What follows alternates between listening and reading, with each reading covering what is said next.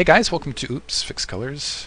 Hey guys, welcome to another commentary done by Diggity. This was live cast on Diggity SC off Justin TV. Special shout out to them because they've done a lot of cool stuff recently. Also, keep in mind, go to broodwar.chipin.com/childs-charity. Actually, I think it's childs-play-charity.com/ or if you can just go to my SC2GG main page or on YouTube, I've got the link there. Donate to Child's Play. Bottom right-hand corner, we have JF starting as the orange Protoss. Upper left-hand corner, we have Idra starting as the yellow Terran, and this is JF versus Idra, part of the Nostalgia tournament. I believe this is on Lost Temple, actually. Yeah, this is, in fact, on Nostalgia. Lost Temple's on the other side of the bracket, which will be really interesting, particularly against these two guys, with these two guys in the mix. Because Idra, obviously, been in Korea, has incredible micromanagement, His mechanics are off the chart right now. The only professional foreigner out in the scene. Looks like Rhett's headed there just recently. Special shout out to him, of course. But the trick of this map is, because you don't have a second gas at your national secondary, and also because you have these ramps here, it's very difficult for Terran players. Terran have to kind of do something crazy or cheesy because they don't have a second gas to work with against Protoss. Protoss also really need to think about going, I would say, Reaver tech overall, because you don't have the gas to really maintain Templar tech. Reaver is much more efficient units, getting kind of the mobility across the ramp. You need those Reavers. But otherwise, the general strategy is produce a lot of Dragoons, kind of support it with the Reaver, try to contain that secondary across these ramps in particular, and then it just gets really difficult for Terran players to try to push off kind of against that. And it looks like the gateway already planted. I expect, JF to just try to go Dragoon heavy. I wouldn't even be surprised if we saw a 10-15 gate right off the bat, even though this is in fact a ramped map, just to maintain map control across those bridges. Make sure that Idra can't basically get across and get past those two gates, especially because you've got, let me kind of do a map reveal really fast, because as soon as you get Dragoon staged up here, it becomes very difficult for a Terran to kind of press against that. Just kind of the staggered Dragoon pushback, especially with the shuttle in the mix, doing some shuttle bombs on the Zelts to the southern ground. Again, Terran has a lot of difficulty because can't really maintain a lot of the factories, a lot of the siege tanks you need to against a Protoss player. Idra not sealing his front door. Looks like he's just going to play an open containment, which honestly could be pretty strategic. I honestly think that he should go for maybe a 2-fact build right off the bat and just end it, knowing that he has superior micromanagement. This isn't a map that really plays towards his style, where he can go into the later macromanagement style games. That's where he really enjoys his play, is kind of brutalizing opponents across the board. Looks like JF is actually going to skip some of that 10-15 gate action, play a little bit more economical, going for that cybernetics core, the gateway, and the pylon alongside. I still think Dragoons early game are an absolute key to this matchup, trying to take care of that probe scout. JF, arguably, I'm not sure where he's at now because I haven't seen him play in quite some time, but arguably the best foreigner over at least 2007. 2008. 2009, really a little bit more questionable because, first of all, we didn't have a definitive tournament like the TSL to really determine it altogether, but really known for his Reaver micro altogether. That is his bread and butter. And on a map like this, where you have to be a little bit careful producing with your tank production, things like that, where you don't have gas to produce as many, Reavers can be absolutely devastating. So it looks like that single SCV just mining gas. So it looks like Idra thinking about a fast expansion. At least that's what he's showing to JF thus far. Before that probe comes out, looks like JF did manage to see everything he wanted to before pulling it up. There's that machine shop. Only a couple Marines being produced though, so we've only got, looks like 3 Marines off the bat. We'll see if he stops at 4 or continues from there. Idra on the opposite side, seeing exactly what he wanted to see. Let's see if he managed to get this SCV out of there. Looks like he is going to be able to just kind of maybe off that corner, the Dragoon continue to try to hunt him down. It's going to be kind of a pathing race right now, and let's see if nope, misfire. Oh, that was lucky. The 1% misfire chance right there. Not able to hit, and now the opportunity completely gone. So a little bit of luck playing, and weapons 1. So fake research here. So and Templar to kind of catch Idra off balance. So upgrading weapons 1 instead. And it looks like he's going to try to transfer into Dark Templar, which again I think is a little bit of a mistake because maintaining any sort of Templar, yes, you can run in, you can get some Dark Templar kills, but past that, you really are into really gas-heavy units that you can't maintain unless you're using those Dark Templar to try to maintain, unless you can take a really quick third.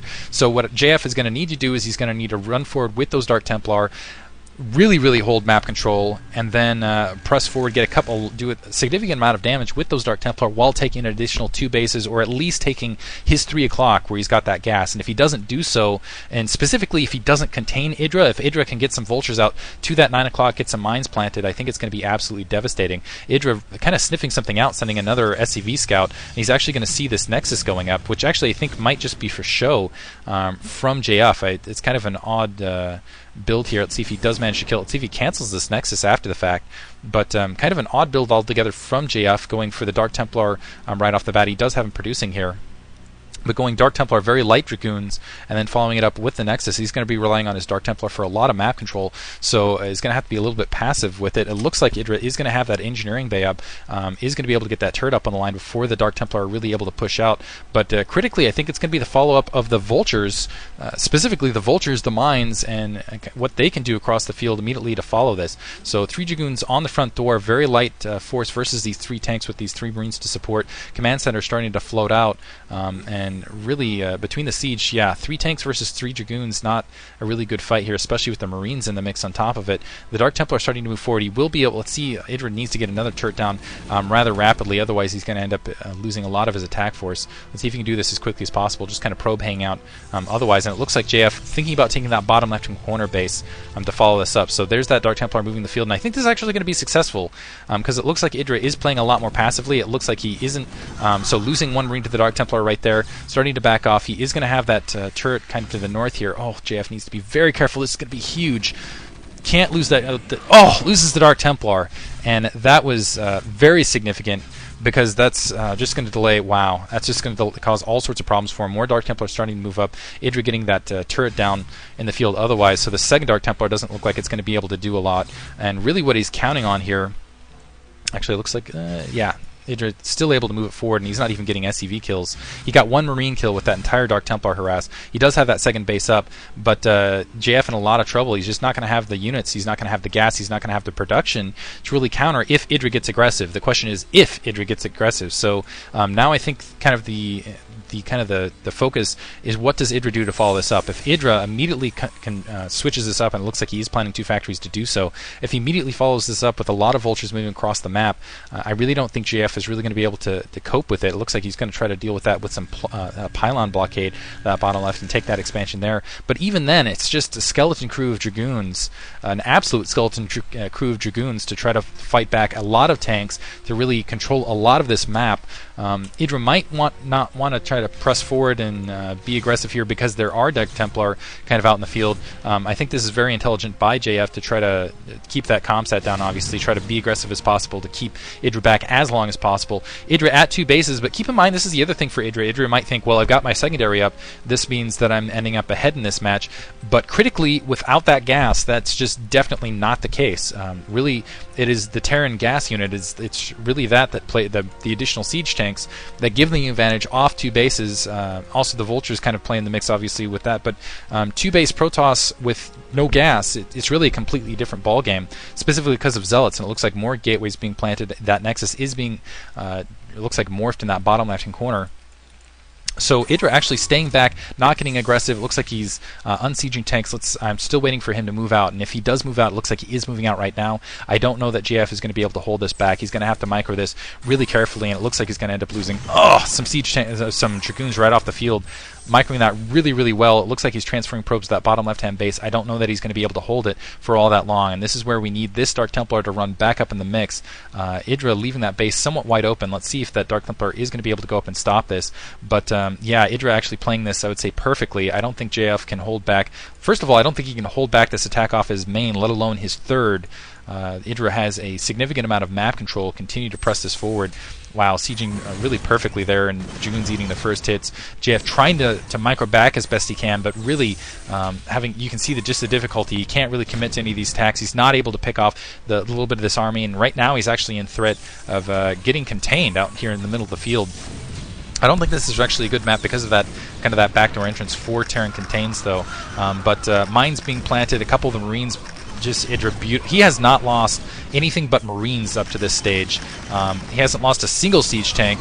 Still hasn't lost. Okay, finally loses a siege tank in that entire attack. Really and completely decimated all of JF's force. Wow, really beautifully microed there all together, and now his secondary right on the verge of breach. Getting contained, getting pressed forward against with these turrets, and I don't think Idra's going to stop there. Looks like JF does have this bottom left-hand corner producing, but it's not going to make a difference. He doesn't have anything to really fight this back.